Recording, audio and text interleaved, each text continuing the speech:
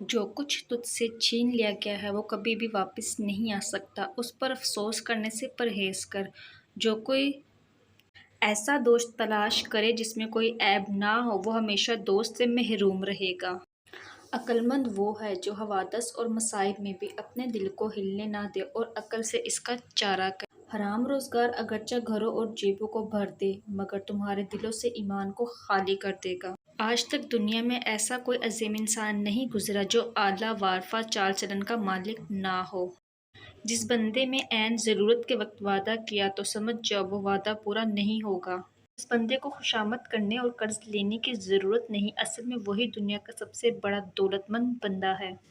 موٹی عورتوں کو دبلا کر دینے والی 3 میٹھی غذائیں ہیں: گاجر کا رس، مالٹے کا رس اور انڈے کی سفیدی۔